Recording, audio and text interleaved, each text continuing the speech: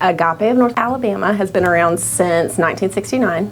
So for 51 years now, we have been providing child and family services for families in our area. We license foster families, and we place children into foster homes. We work with expectant parents who need to make the plan for adoption, and then we work with families who want to adopt and write home studies for them.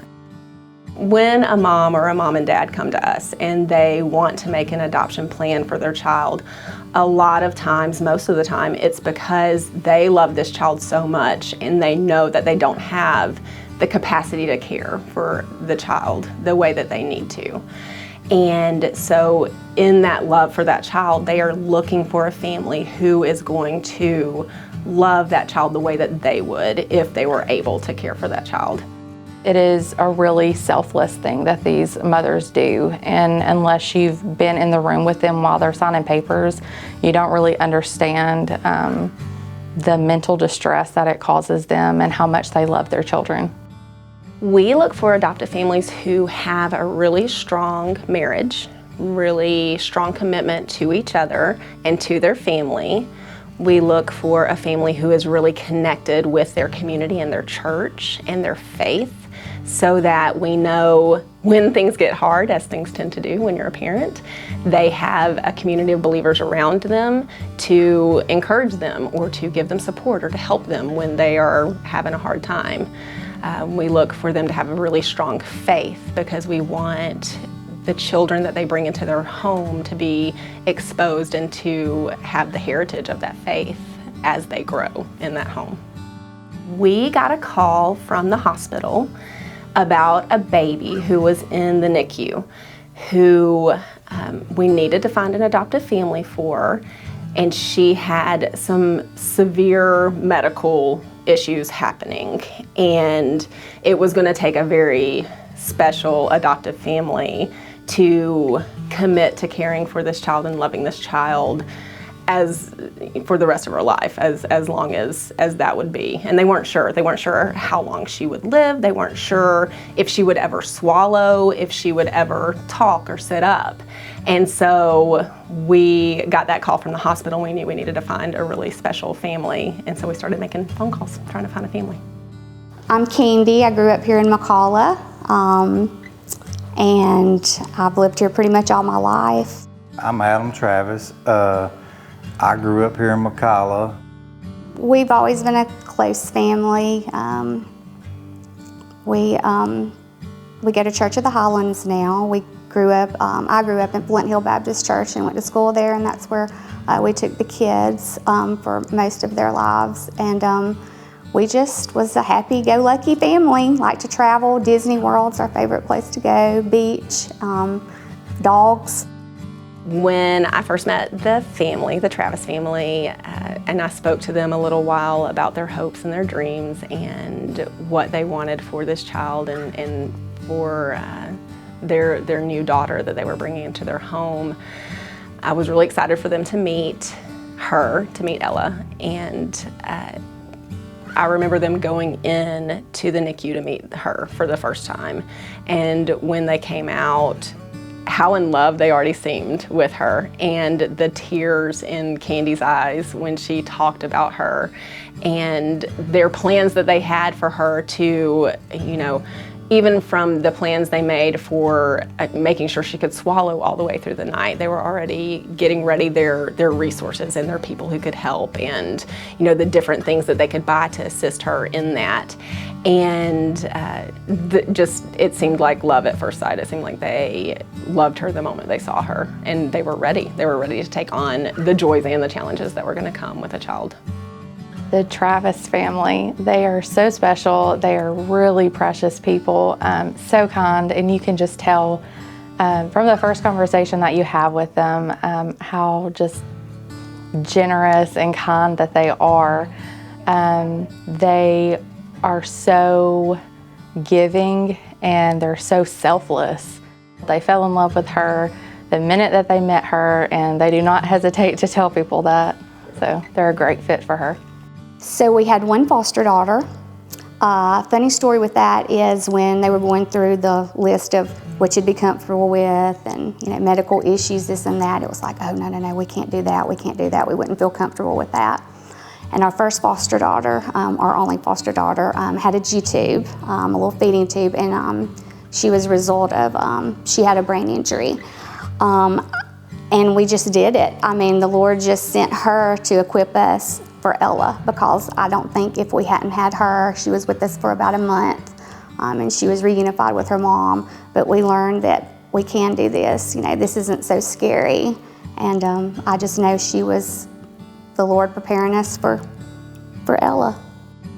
The first thing I thought of was when she told me she was 6 weeks old. I was like, I kind of got down, because I'd been excited when I saw the call from Caitlin that, I kind of knew there was a situation. I was like, I am about to be 49 years old. There is no way that God wants me to start over with the newborn. I'm too old. Anyway, found out more about her on the way home from work. I called Adam, I called my daughter, and we just all went on the back porch and just talked about it and prayed about it. And that was just fear, that was just Satan. And we just knew that we were her family. And I said, he's not telling me that. I said, that's, I said, let's pray about it. Let's,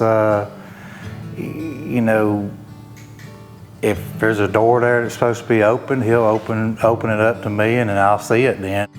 I was blown away, but I don't know, there was just a feeling in my heart at that time like, yeah, it was just like, there wasn't even no question about it. Yeah, let's go to Huntsville and meet her, and we went in there, and I'm the exact same way she was. I mean, when we seen her, we was just like, no, we're getting her.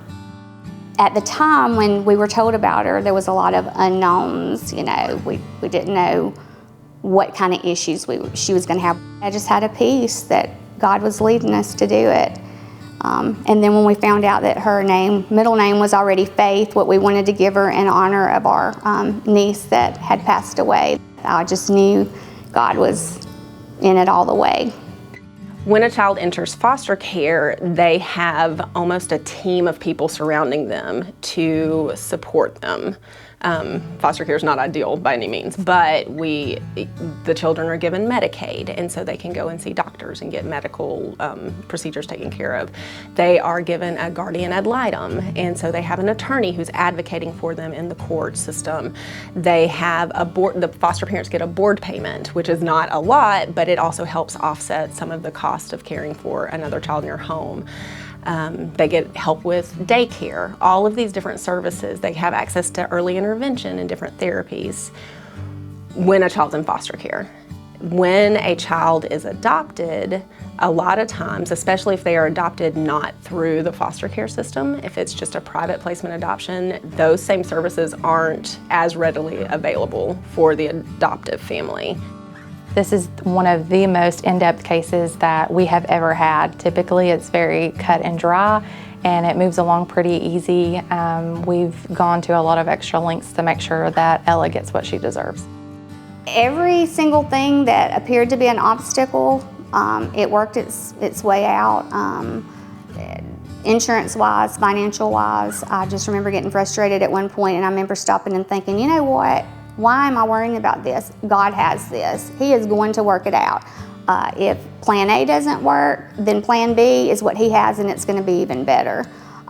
It's just, everything's just happened the way it should be, and not that the obstacles don't get in the way, but you just got to realize that you just got to rely on God and know that he's got us. It was a leap of faith, and I just knew that God was in it. I just knew God had it, and he still does have it, because there's things now that she still struggles with seizures and respiratory issues, and I just know God has her. He's got a purpose. She's just an inspiration to everybody that meets her. I love Ella beyond what words could say. I feel so privileged to be able to have that experience to have biological children and went through the pregnancy and given birth. But I can sit here and tell you that I love her just as deep just as much. There is no difference in my love for them, the difference, and I feel honored that I've got to experience that. I really do. And you know, Satan he's going to be out there to do what he can do to stop it. He doesn't want families to be together. That's his job, you know, to stop people from doing what the Lord has called you to do, what the Lord wants us to do. You know, like you said, everybody's not equipped to maybe adopt, but we can all contribute in some way.